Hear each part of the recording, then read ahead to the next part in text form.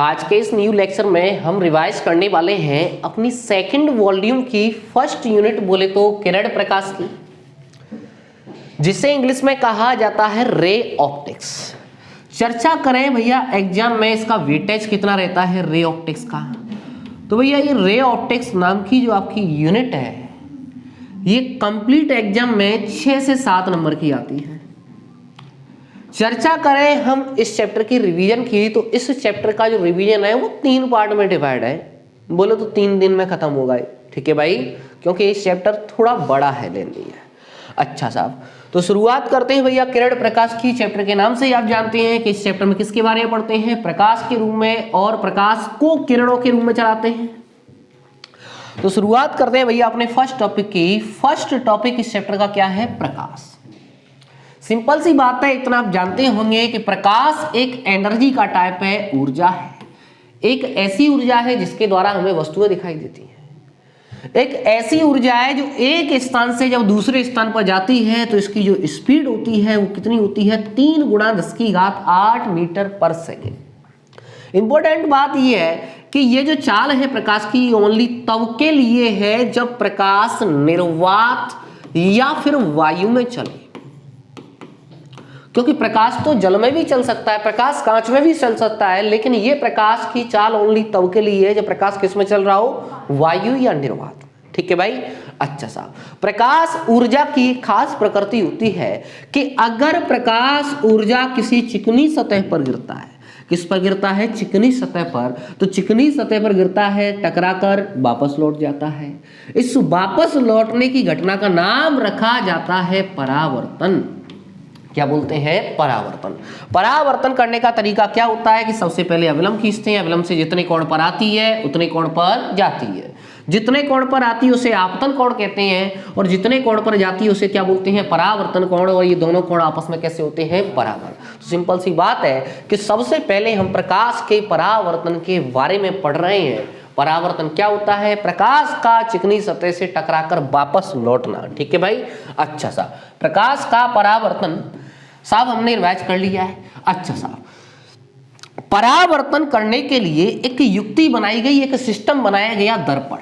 क्या बनाया गया, दर्पण। तो सिंपल सी बात है, अगर कोई पूछता है कि दर्पण क्या है, ये एक ऐसा यंत्र है जो काम आता है किसके, परावर्तन करने की। बात आती है कि दर्पण होता क्या है। सिंपल सी बात है, अगर एक पारदर्शी कांच पर अगर एक तरफ से लाल ऑक्साइड पदार्थ का लेप कर दें, क्या कर दें, लेप, तो भाई साहब यही युक्ति अपनी क्या कहलाती है, दर्पण। इधर की जो सतह बचेगी वो चिकनी सतह बचेगी, जिसे कहा जाता है परावर्तक सतह। क्या बोलते हैं, परावर्तक सतह।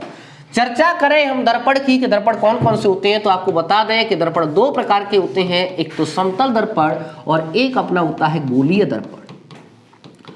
समतल दर्पण जो कि आपके सामने है, समतल कांच पर एक तरफ से लाल ऑक्साइड पोत दो, इधर की सतह चिकनी सतह बचेगी, यही युक्ति अपनी क्या कहलाती है, समतल दर्पण कहलाती है। अच्छा साहब, एक होता है गोलीय दर्पण। गोलीय दर्पण कैसे बनाया जाता है, बस फर्क इतना है कि यहाँ पर पारदर्शी कांच लिया समतल, और वहां पर पारदर्शी कांच लेते हैं गोलीय। तो हमने क्या किया कि एक गोलीय सतह ले ली कांच की, कांच की गोलीय सतह ले ली, ये रही। इस पारदर्शी कांच की गोलीय सतह पर एक तरफ से लाल ऑक्साइड का लेप करेंगे तो हमको कौन सा दर्पण मिलेगा, गोलीय दर्पण। अब साहब गोलीय दर्पण भी 2 प्रकार की होती हैं। क्यों, क्योंकि एक तो ऐसा गोलीय दर्पण होता है जिस पर लेप हम बाहर से करते हैं, एक दर्पण ऐसा होता है जिस पर लेप कहां से करते हैं, अंदर से करते हैं। तो हमने क्या किया कि 2 कांच की सतह ले ली, वो भी गोलीय। अच्छा साहब, एक पर हमने लेप किया कहां से, बाहर से, और एक पर लेप किया दबे हुए तल पर, बोले तो अंदर वाले तल पर। आपको दिख रहा है कि चिकनी सतह ये बचेगी जिसे हम परावर्तक सतह बोलते हैं, यहां पर दिख रहा है कि चिकनी सतह ये बचेगी जिसे हम क्या बोलते हैं, परावर्तक सतह कहते हैं। अच्छा साहब, यहां पर जो परावर्तन होगा वो अंदर से होगा, और यहां पर परावर्तन कहां से होगा, बाहर से। दबे हुए तल से परावर्तन होगा, इसलिए इसका नाम रखा जाता है अवतल दर्पण। यहां पर उठे हुए तल से परावर्तन होगा, इसलिए इसे कहा जाता है उत्तल दर्पण। तो मेन बात यह है कि गोलीय दर्पण भी कितने प्रकार के, 2 प्रकार के, एक उत्तल और एक क्या है, अवतल। अब साहब गोलीय दर्पण से संबंधित आपको कुछ और नई बातें ध्यान रखनी है। जैसे एग्जाम्पल की बात करें, सबसे पहली जो बात आती है वक्रता केंद्र। वक्रता केंद्र क्या होता है? पक्की बात है कि गोलीय दर्पण है तो इसका कोई ना कोई गोला बनेगा। क्या बनेगा? गोला। गोले का जो केंद्र होता है उसी को हम क्या बोल देते हैं? वक्रता केंद्र। क्या बोलते हैं? वक्रता केंद्र। ऐसे ही इसकी बात करें तो इसका भी कोई ना कोई गोला बनेगा। गोले का केंद्र अपना क्या कहलाएगा? वक्रता केंद्र कहलाएगा। परावर्तक सतह के मध्य बिंदु को ध्रुव कहते हैं। परावर्तक सतह के चिकनी सतह के मध्य बिंदु को क्या कहते हैं? ध्रुव कहते हैं। और ध्रुव और वक्रता केंद्र से होकर गुजरने वाली रेखा कहलाती है मुख्य अक्ष। और साहब लास्ट बात और इंपॉर्टेंट बात कि P और C का ठीक मध्य बिंदु कहलाता है फोकस। P और C का ठीक मध्य बिंदु क्या कहलाता है? फोकस। अच्छा साहब, इतना आप जानते होंगे कि केंद्र से परिधि तक की दूरी, केंद्र से परिधि तक की दूरी त्रिज्या कहलाती है, जिसे हम वक्रता त्रिज्या कह देते हैं। केंद्र से परिधि तक की दूरी त्रिज्या कहलाती है, जिसे वक्रता त्रिज्या कहते हैं। और साहब आपको बता दें लास्ट बात, ध्रुव से फोकस तक की दूरी को कहा जाता है फोकस दूरी, जिसे रिप्रेजेंट करते हैं स्मॉल f से। ध्रुव से फोकस तक की दूरी को कहा जाता है फोकस दूरी, जिसे रिप्रेजेंट करते हैं किससे? स्मॉल f से। अब साहब आपको अभी वही बताया, फोकस जो होता है वो P और C के का होता है ठीक बीच में। ठीक बीच में होगा तो जितनी दूरी ये होगी उतनी दूरी ये होगी, और ये दूरी इस पूरी दूरी से आधी होगी। क्या होगी? आधी। बोले तो यहां से हमारे पास एक फॉर्मूला आ जाता है, F बराबर R/2। और इस फॉर्मूले पर देखने में बहुत सरल लगता है फॉर्मूला, लेकिन इसी फॉर्मूले से, इसी कॉन्सेप्ट से इस साल 3 नंबर में न्यूमेरिकल आया था, जिसे भी छोड़ छोड़ के आए थे वो। ठीक है भाई? अच्छा साहब, क्योंकि उसकी थ्योरी थोड़ी डरावनी थी। तो मेन बात यह है कि फोकस दूरी, ध्रुव से फोकस तक की दूरी त्रिज्या की क्या होती है? आधी। अच्छा साहब, इंपॉर्टेंट बात यह है कि आपको ध्यान रखना है कि अगर समतल दर्पण है, कौन सा दर्पण है? समतल दर्पण। समतल दर्पण है तो समतल दर्पण के लिए त्रिज्या भी अनंत होती है और फोकस दूरी भी कितनी होती है? अनंत होती है। ये बात आपको ध्यान रखनी है। समतल दर्पण के लिए, समतल सतह के लिए त्रिज्या भी अनंत होती है, फोकस दूरी भी क्या होती है? अनंत होती है।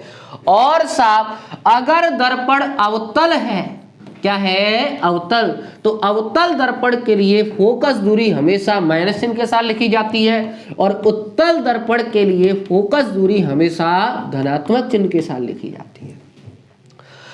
अवतल की माइनस और उत्तल की प्लस। ठीक है भाई? इतनी सी बात आपको ध्यान रखनी है। अच्छा साहब, अब बढ़ते हैं हम आगे। नेक्स्ट टॉपिक अपना आता है प्रतिबिंब। प्रतिबिंब क्या होता है? मैंने क्या किया कि सबसे पहले आपके सामने एक दर्पण लिया, समतल दर्पण। वही दर्पण है जो अपने घर पे चेहरा देखने के लिए होता है। हमने क्या किया कि इस दर्पण की जो चिकनी सतह, जिसे परावर्तक सतह बोलते हैं, इसके सामने हमने एक वस्तु रख दी।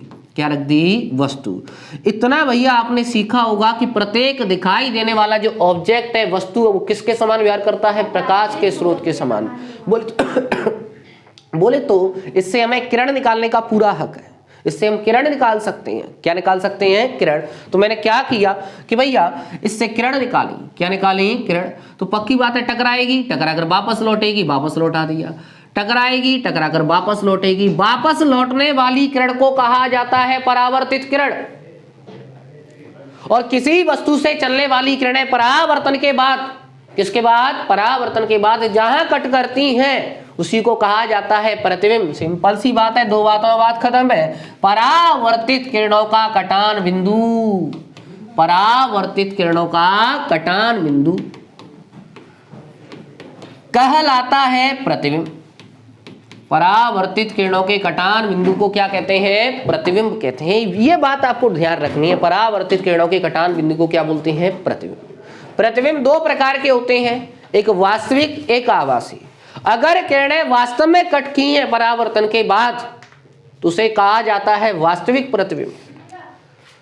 और अगर पीछे बढ़ाने पर कट की हैं, जैसे आपको दिख रहा है परावर्तित किरण, परावर्तित किरण, क्या आगे जाकर मिलेंगी? नहीं मिलेंगी। तो दोनों को कहां बढ़ाएंगे? पीछे। इसे भी हमने कहां बढ़ाया? पीछे। पीछे बढ़ाने पर कट किया है, ऐसे प्रतिबिंब को क्या बोलते हैं? आभासी प्रतिबिंब।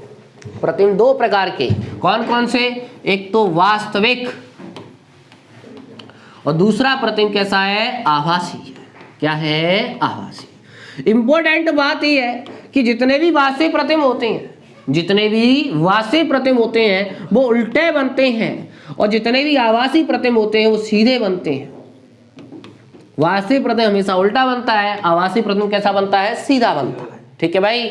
अच्छा साहब, अब साहब एक बात बताइए, इतना तो आप जानते होंगे कि दर्पण के सामने जैसे वस्तु की स्थिति बदलता है, जैसे हम वस्तु को दूर ले गए तो आपने देखा होगा प्रतिम की स्थिति बदल जाती है। ये सेम ऐसी बात है, एक दर्पण लिया, दर्पण के सामने पेन रख लिया, पेन को हम ऐसे डांस कर रहे हैं, ऐसे इधर उधर कर रहे हैं, तो उसका प्रतिम भी इधर उधर हो रहा होगा। बोले तो सब बातों की बात यह है कि जब जब हम वस्तु की स्थिति बदलते हैं, क्या बदलते हैं? वस्तु की स्थिति, तो प्रतिम की स्थिति भी बदलती है।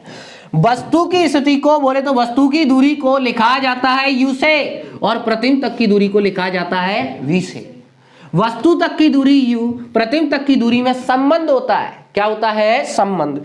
जो संबंध जो होता है वो साहब आपके सामने एक हेडिंग डली है। क्या हेडिंग डली है? दर्पण से वस्तु की दूरी, सॉरी, दर्पण से वस्तु की दूरी और प्रतिम की दूरी तथा फोकस दूरी में संबंध। वस्तु तक की दूरी u, प्रतिम तक की दूरी v और फोकस दूरी को लिखा जाता है किससे? f से।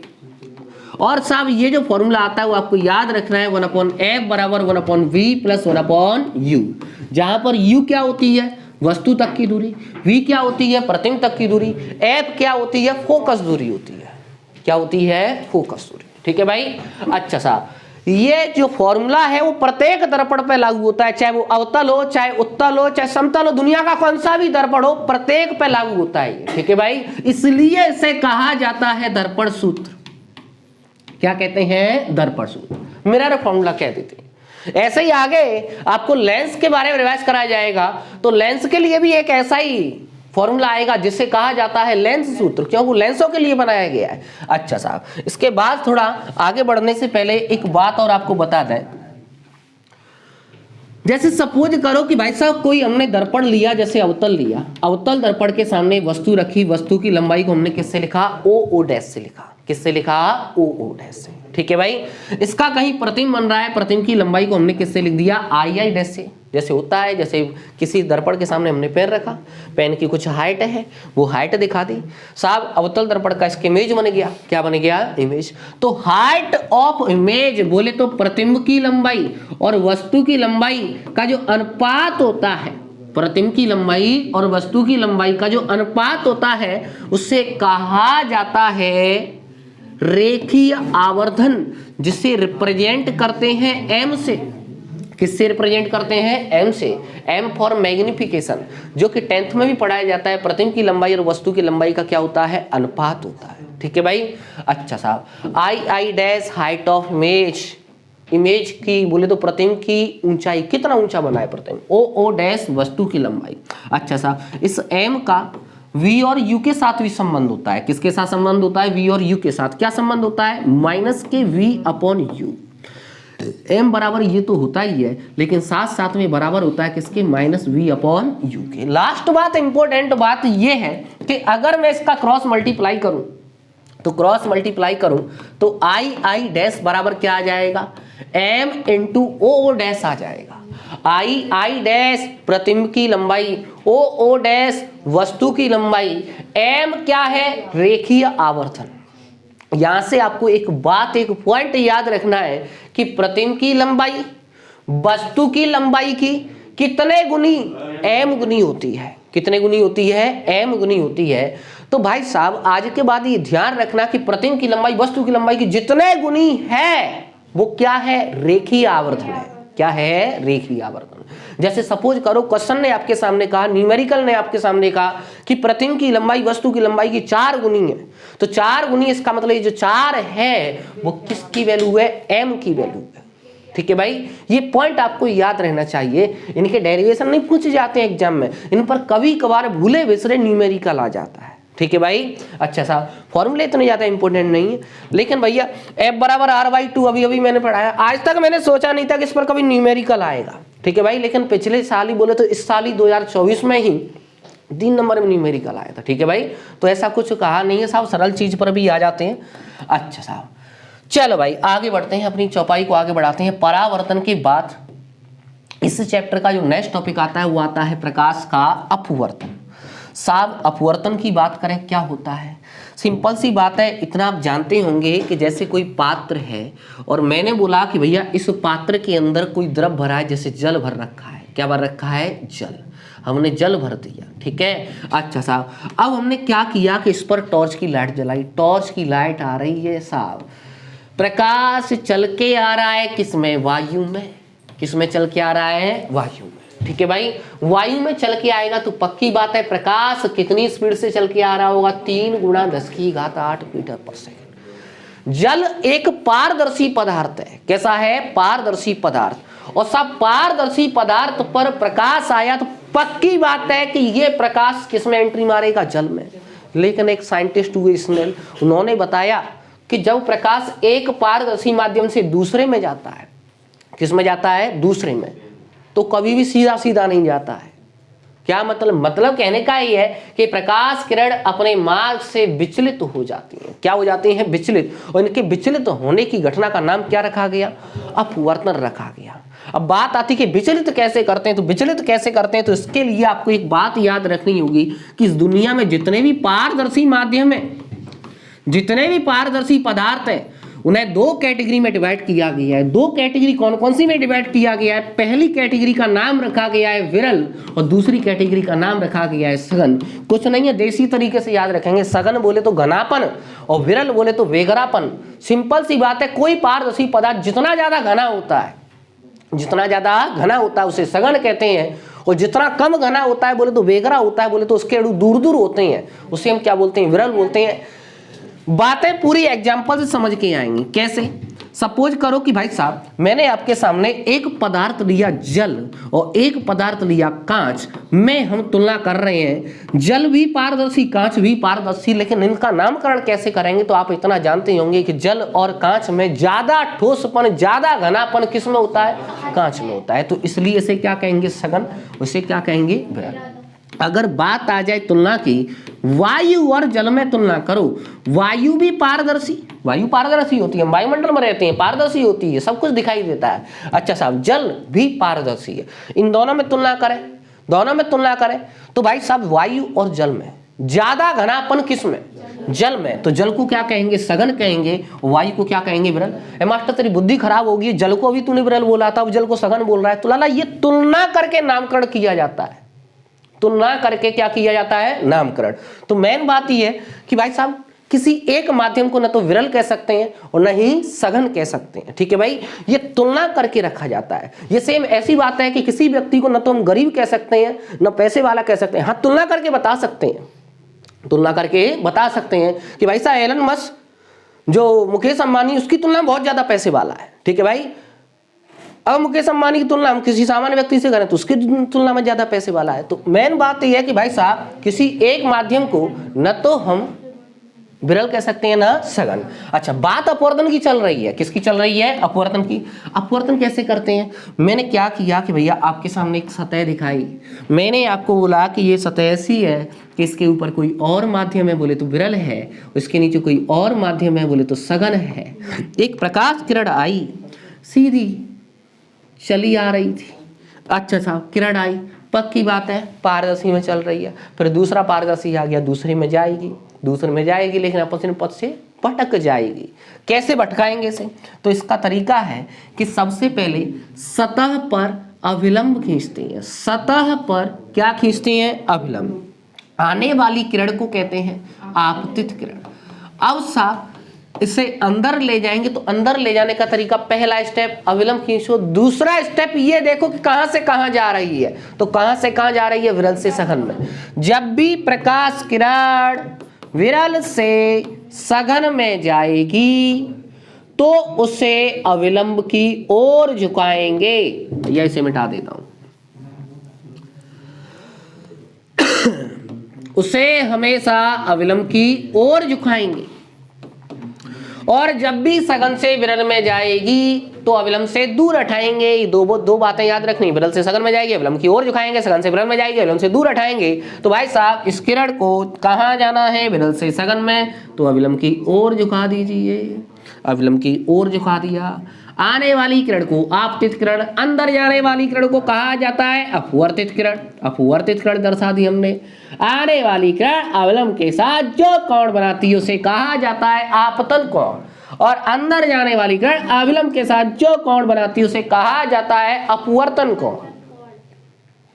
वैज्ञानिक स्नेल ने, किसने, वैज्ञानिक स्नेल ने आई और आर में रिलेशन दिया।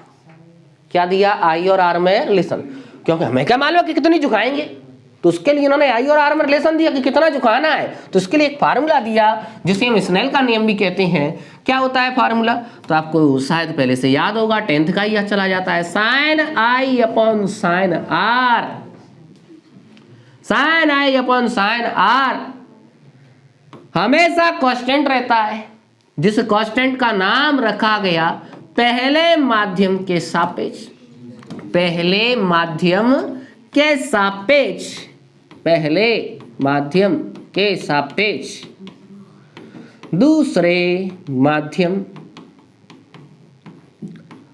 का अपवर्तनांक।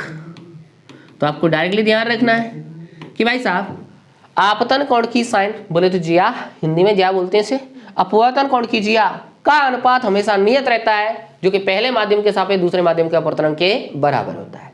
चलो साहब इसे भी रिवाइज कर लेते हैं कि अपवर्तनांक क्या होता है, सापेक्ष अपवर्तनांक क्या होता है। आइए साहब, तो इसीलिए नेक्स्ट टॉपिक अपना क्या बन जाता है, अपवर्तनांक। अपवर्तनांक जिसे इंग्लिश में रिफ्रैक्टिव इंडेक्स कहते हैं। चर्चा करें अपवर्तनांक की क्या होता है। इतना पहले से जानते हैं कि अलग अलग माध्यम में प्रकाश की चाल क्या होती है, अलग अलग। वायु में या निर्वात में चाल होती है 3 × 10⁸ मीटर पर सेकेंड होती है, लेकिन वही प्रकाश जल में चलने लगे, कांच में चलने लगे तो उसकी चाल अलग होती है। सेम ऐसी बात है कि एक व्यक्ति खाली रोड पर बोले तो हवा में दौड़ रहा है, फिर वही व्यक्ति पानी से भरे हुए खेत में दौड़ लगाए तो पक्की बात है उसकी स्पीड कम हो जाएगी पहले से। ऐसी प्रकाश की चाल भी कम हो जाती है। वायु से चलते चलते पानी में घुस गया प्रकाश तो पक्की बात है उसकी स्पीड क्या हो जाती है, कम। साहब अपवर्तनांक की बात करें, सिंपल सी बात है, निर्वात में प्रकाश की चाल, निर्वात में प्रकाश की चाल जिसे किससे रिप्रेजेंट करते हैं, सी से, और किसी अन्य माध्यम में प्रकाश की चाल जिसे किससे रिप्रेजेंट करते हैं, बी से, का जो अनुपात होता है, इसी अनुपात को क्या कहा जाता है, अपवर्तनांक, जिसे रिप्रेजेंट किससे करते हैं, एन से। कुछ किताबें इसे म्यू से भी लिखती हैं। किससे लिखती हैं, म्यू से। ठीक है भाई, टेंशन वाली बात नहीं है। निर्वात में प्रकाश की चाल और किसी माध्यम प्रकाश की चाल का अनुपात उस माध्यम का क्या कहलाता है, अपवर्तनांक। क्या मतलब है साहब, जैसे सपोज करो कि हमें अपवर्तनांक निकालना है, कौन को, जल का, जल का अपवर्तनांक निकालना है। सी तो भैया बचपन से नियत है 3 × 10⁸, सी का सी रख देंगे। वी चाल इन जल, क्योंकि माध्यम कौन सा लिया है, जल, जल में प्रकाश की चाल। हमें कांच का अपवर्तनांक चाहिए तो कांच में प्रकाश की चाल, नहीं हमें हीरे का चाहिए तो हीरे में प्रकाश की चाल। ऐसे जी इन्हें कहां से लाएंगे, तुम क्या कोई रोबोट है जो लाएंगे, क्वेश्चन देगा लिख के। ठीक है भाई, तो मेन बात ये है कि ये देता है, ये पूछ लेता है। अरे साहब एक साल तो हद कर दी कि अपवर्तनांक की परिभाषा पूछ दी, लेकिन डरावने तरीके से। कैसे तरीके से, डरावने तरीके से। एक साल तो इसके साथ शब्द लग के आया, निरपेक्ष अपवर्तनांक किसे कहते हैं, निरपेक्ष अपवर्तनांक किसे कहते हैं। तो कुछ साहब खड़ूस टाइप के थे, उन्होंने जैसे ही दिखा, अरे तरीका मास्टर ने पढ़ाई नहीं है, नहीं पढ़ाया, मैं भी नहीं लिख के जा रहा। तो उनका तो साहब जब लिखा ही नहीं है तो क्या मिलेगा, कुछ नहीं मिलेगा। लेकिन कुछ लोग कि चल निरपेक्ष अपवर्तनांक ना पढ़ाया, अपवर्तनांक तो पढ़ाया था मास्टर ने, तो अपवर्तनांक की परिभाषा लिखा है, सही चलेगी, पूरे नंबर मिले। तो मेन बात यह है कि निरपेक्ष का मतलब होता है किसी एक माध्यम का अपवर्तनांक। वही किसी एक माध्यम का ही तो अपवर्तनांक सिखाते हैं। ठीक है भाई, ये निरपेक्ष शब्द 11 से उठाया था उसने। तो निरपेक्ष बोले तो एक माध्यम का अपवर्तनांक की आपको क्या लिखनी थी, परिभाषा यही थी। निर्वात प्रकाश की चाल, माध्यम प्रकाश की चाल का अनुपात क्या कहलाता है, अपवर्तनांक कहलाता है। अच्छा साहब एक साल और डरावना शब्द आया, परम अपवर्तनांक किसे कहते हैं, परम अपवर्तनांक किसे कहते हैं। तो परम अपवर्तनांक भी सही बोलते हैं। ठीक है भाई, अच्छा सर जी, मैं तो एक बात है सर जी, काऊ के साथ अपवर्तनांक मिल जाएगा, मैं तो अपवर्तनांक की परिभाषा लिखाऊं, कौन सा भी शब्द लगाए भाड़ में जाने दे, ठीक है भाई। तो मेन बात ये कि साहब परमावर्तनांक आ जाए चाहे निरपेक्ष आ जाए, बात यही है, ठीक है भाई। अच्छा साहब लास्ट बात ये है कि आपको स्पेशल केस में ध्यान रखना है कि वायु या निर्वात का जो अपवर्तनांक होता है वो फिक्स होता है कितना, ए। ऐसा जी ऐसा क्यों बोल रहे हैं, ऐसा इसलिए बोल रहे हैं कि हम वायु माध्यम लो गए या निर्वात लो गए तो निर्वात में चाल, सी भी क्या है निर्वात में चाल, बर्बाद हो लेंगी, आंसर कितना आ जाएगा, एक आ जाएगा। अच्छा लेकिन इनके अलावा कोई सा भी माध्यम हो, इनके अलावा कोई सा भी माध्यम हो, उसका अपवर्तनांक हमेशा एक से क्या होता है, बड़ा होता है। ये एग्जाम में कई बार क्वेश्चन आया है, ठीक है भाई। अपवर्तनांक के लिए सही ऑप्शन पूछता है, ऑप्शन ऑब्जेक्ट में आता रहता है, अपवर्तनांक का मान हमेशा एक से क्या होता है, बड़ा। अच्छा साहब एक शब्द आता है सापेक्ष अपवर्तनांक, क्या आता है, सापेक्ष अपवर्तनांक। सापेक्ष अपवर्तनांक भैया राइटिंग थोड़ी डरावनी है, थोड़ा समझने की कोशिश करना। सापेक्ष अपवर्तनांक, सापेक्ष अपवर्तनांक भैया सापेक्ष का मतलब होता है तुलना करना, क्या होता है, तुलना करना, ठीक है भाई। क्या मतलब, मतलब ये है कि भैया एक अनारकली थी उसके पास 100 रुपए थे, एक बसंती थी उसके पास थे 200 रुपए। बसंती बोली अनारकली से कि मेरे पास तुझसे ज्यादा है पैसे। अनारकली ने पूछा कि कितने ज्यादा है, कि तेरे पैसों से मेरे पास कितने गुने हैं, बताओ साहब, 2 गुने हैं। कितने गुने हैं, 2 गुने। तो बोले तो यहां पर 2 पर्सन थे, उनके पैसों की तुलना की गई, क्या की गई, तुलना। तुलना कैसे की कि ए के सापेक्ष बी के पैसे कितने गुने, 2 गुने। कैसे निकाला, भाग लगाकर।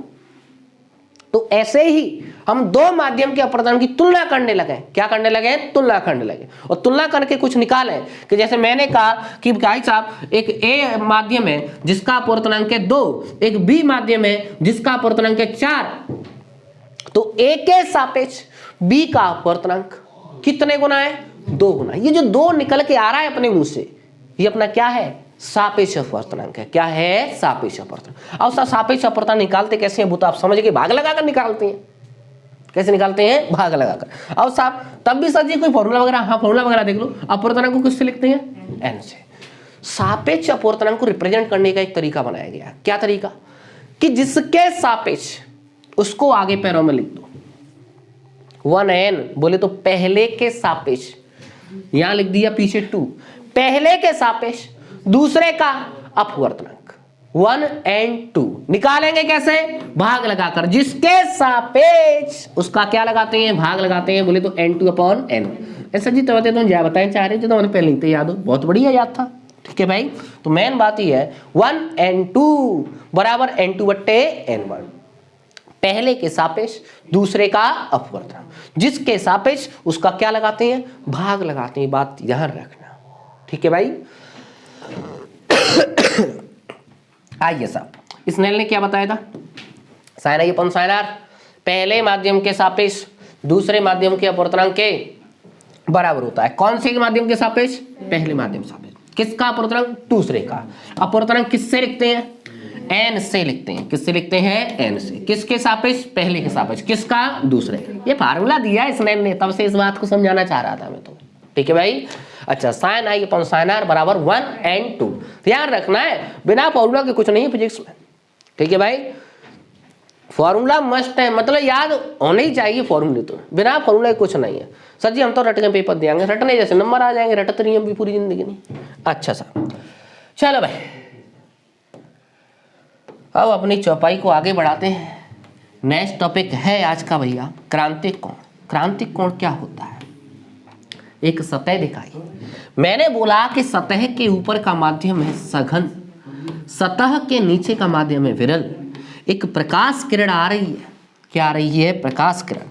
चलो साहब, प्रकाश किरण आ रही है, पक्की बात है सघन से दूसरे में, दूसरी एक माध्यम से कहा जाएगी दूसरे में, अपने बार से क्या होगी, विचलित। विचलित करने के लिए सबसे पहले सतह पर क्या खींचते हैं, अभिलंब। अभिलंब खींच लिया। अब साहब जब उस सघन से विरल में जाती है तो अविलंब से दूर हटती है, तो हमने अविलंब से कहाँ हटा दिया, दूर। नहीं साहब हम ऐसे किरण नहीं ला रहे हैं, हम ऐसे लाएंगे। तो आप नहीं भैया ऐसे लाए तो ऐसे गए, जब इसे ऐसे करेंगे तो ये ऐसे हो जाएगी, इससे नीचे करेंगे और ऊपर हो जाएगी।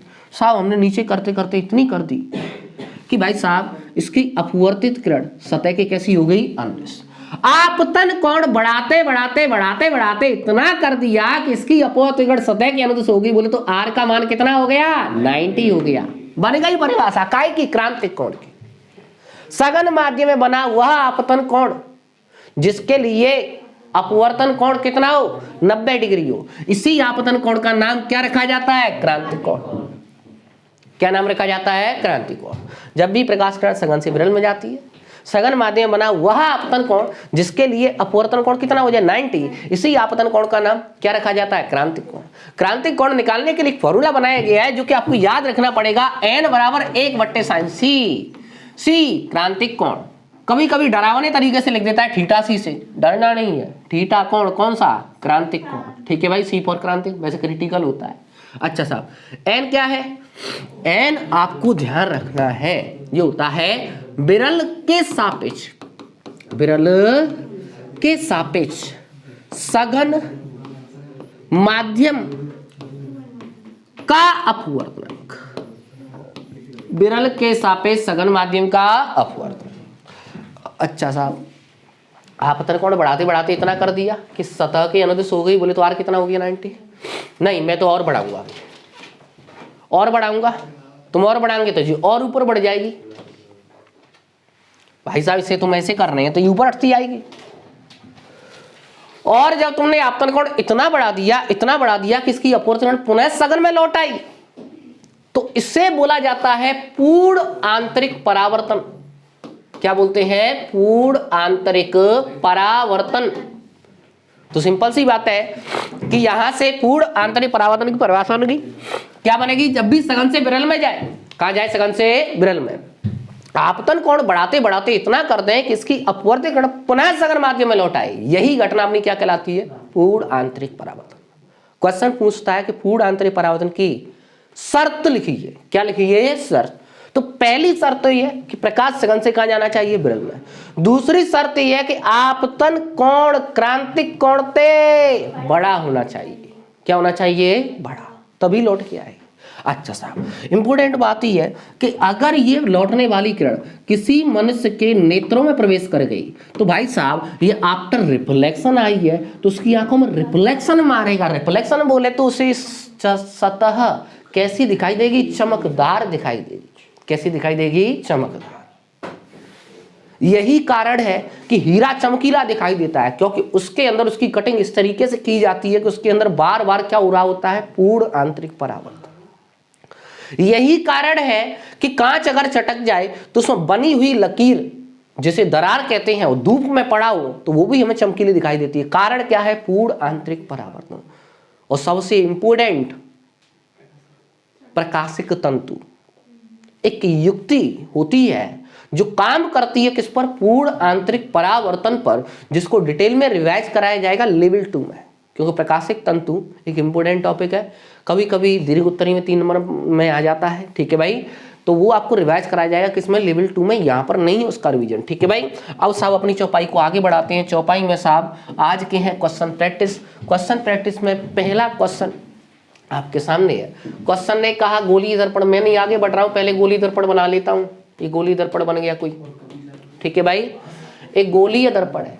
मैं फोकस बिंदु, आओ साहब फोकस बिंदु भी दिखा देते हैं। गोलीय दर्पण का गोला का केंद्र क्या कहलाता है, वक्रता केंद्र। परावर्तक सतह के मध्य बिंदु को ध्रुव कहते हैं। ध्रुव और केंद्र से होकर गुजरने वाली रेखा मुख्य अक्ष कहलाती है। P और C के ठीक बीच में होता है फोकस बिंदु होता है। क्या होता है, फोकस बिंदु। क्वेश्चन कह रहा है फोकस बिंदु और वक्रता केंद्र, फोकस बिंदु और वक्रता केंद्र के बीच की दूरी, के बीच की दूरी, के बीच की दूरी कितनी है, -20। लो साहब लिख दो -20। अच्छा साहब, तो दर्पण के ध्रुव से, दर्पण के ध्रुव से फोकस बिंदु की दूरी, ध्रुव से फोकस बिंदु की दूरी पूछी है।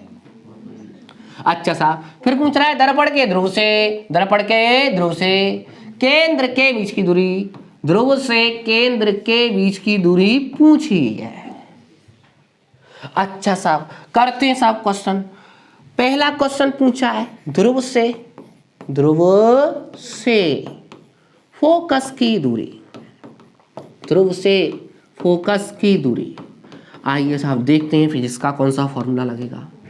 अब एक से हो, फोकस बिंदु P और C के काम होता है ठीक बीच में, जितनी दूरी ये होगी उतनी दूरी ये होगी। ये दूरी कितनी दे रखी है -20, तो ये भी कितनी होगी -20। नहीं, दूसरा क्वेश्चन बहुत कठिन है। ध्रुव से केंद्र तक की दूरी, साहब इसे देखते हैं। ध्रुव से केंद्र की दूरी, ध्रुव से केंद्र की दूरी, ध्रुव से केंद्र की दूरी ये -20, ये भी कितनी -20, -20 -20 -40। ये दो शब्द लिखने थे, 3 नंबर तैयार थे। 2024 का ही क्वेश्चन है, लेकिन इसमें भी क्या हालत थी, इसमें भी यह हालत थी। फोकस दूरी पूछी F बराबर R/2। अरे फोकस दूरी पूछी है, R का है, CR है, F बराबर -10। मुझसे बोल रहे थे आगरे सर जी जाकर 10 ही तो आगे नहीं, हाँ बेटा 10 आएगा। तो हालत ये होती है, मतलब हालत ये है, इसका मतलब अच्छे तरीके से रटी है उन्होंने फिजिक्स। एक तो होता है बुरा तरीका, एक होता है अच्छा तरीका, एक होता है बहुत अच्छे तरीके से रटना। तो ये करते हैं ना, वो अच्छे तरीके रट के जाते हैं, और मैक्सिमम स्टूडेंट ही रटते हैं। तुम्हारी हालत नहीं है, ये पूरे यूपी के स्टूडेंट की हालत होती है। मैक्सिमम स्टूडेंट रटंत विद्या है, ठीक है भाई। कुछ लोग तो सर हम रटते नहीं है, वो समझने को रटना कहते हैं। वो शरीर अगर मान लो रट रहे हैं, उसी समझना कहते हैं। रट रहे हो दिमाग में क्या है कि हम समझ रहे हैं, ठीक है भाई। तो मेन बात है भैया, क्वेश्चन जब पढ़ते हैं कोई चीज दी है, एक बार फिजिक्स का चित्र जरूर बना के देखना, खासकर इस चैप्टर में, ठीक है। आइए साहब चलते हैं भैया, मर्जी है आपकी। अवतल दर्पण के सामने कौन सा दर्पण है, अवतल। आओ साहब अवतल दर्पण बना लिया, ये रहा अवतल दर्पण। लाल ऑक्साइड का लेप करते हैं पीछे से, लो साहब कर दिया। आओ साहब ये चिकनी वाली बचेगी। अच्छा साहब, अवतल दर्पण के सामने ध्रुव, ध्रुव भी दिखा दो। परावर्तक सतह के मध्य बिंदु को ध्रुव कहते हैं। गोले के केंद्र को वक्रता केंद्र कहते हैं, और P और C से होकर जाने वाली रेखा को मुख्य अक्ष कहते हैं। और P और C के बीच में जो ठीक बीच में बिंदु होता है उसे फोकस कहते हैं। क्या कहते हैं, फोकस।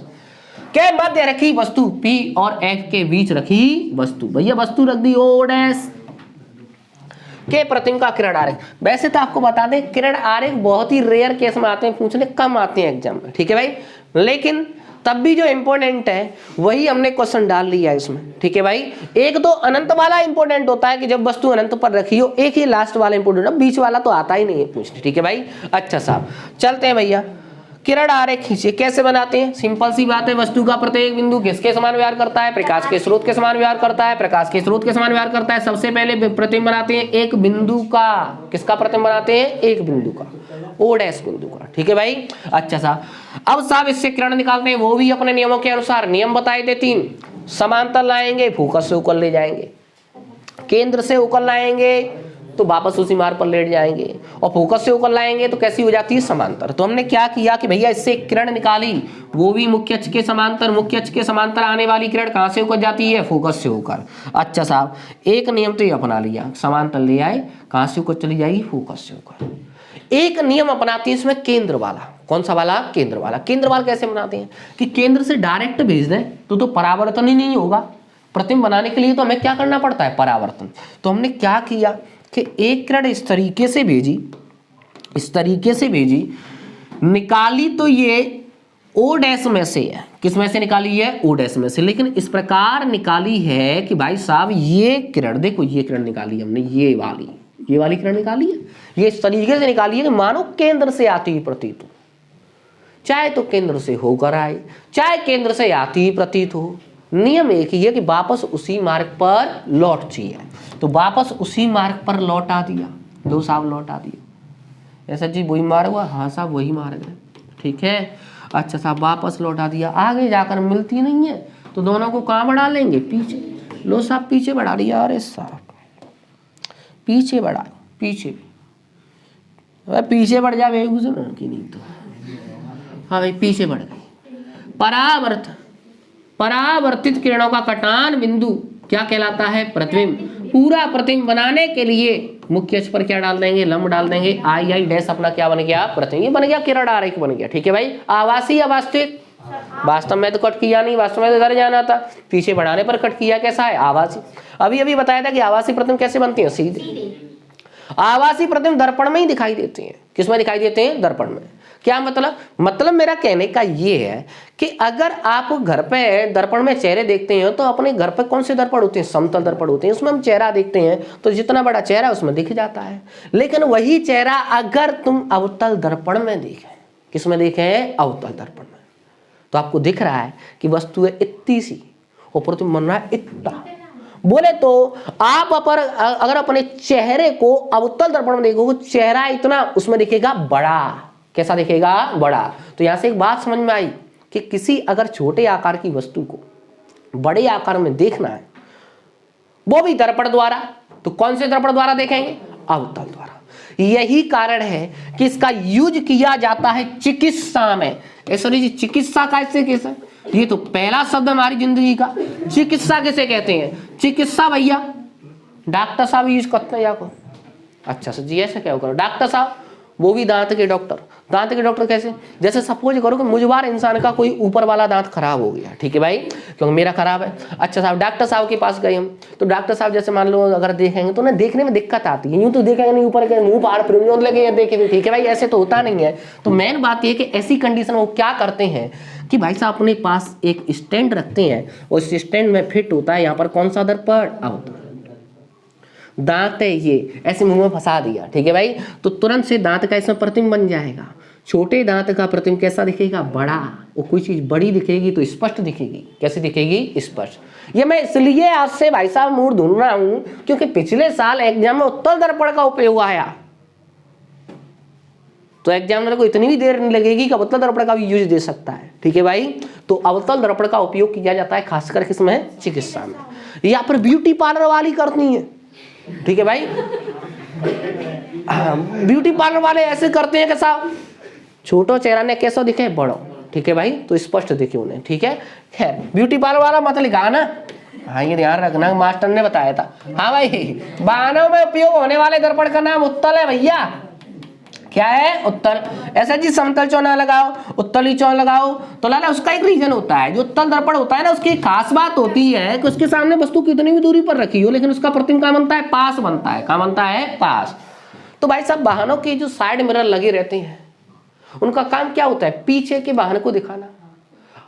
अगर हमने उस पर समतल दर्पण लगा दिया तो समतल दर्पण की हालत होती है कि अगर वस्तु 1 किलोमीटर दूर है तो उसमें प्रतिबिंब भी कहां दिखेगा? 1 किलोमीटर दूर। तो साहब ड्राइवर साहब जो होंगे वो आलस में आ जाएंगे, अभी तो दूरी आया रहा होगा, देखेंगे। ठीक है भाई, अच्छा साहब, तो समतल उत्तल दर्पण लगाने का एक कारण है कि दूर स्थित वस्तु पास दिखेगी। पास दिखेगी तो स्पष्ट दिखेगी। कैसी दिखेगी? स्पष्ट दिखेगी। ठीक है भाई, अच्छा ये ध्यान रखना। चलो भाई, क्रांतिक कोण की परिभाषा नहीं बताऊंगा, वाली बताइए बेगूसराय से हो। क्रांतिक कोण की परिभाषा सघन माध्यम बना वह आपतन कोण जिसके लिए अपवर्तन कोण कितना हो? 90 डिग्री हो, उसे हम क्या बोलते हैं? क्रांतिक कोण बोलते हैं। अच्छा साहब, पूर्णांतरिक परावर्तन से क्या तात्पर्य?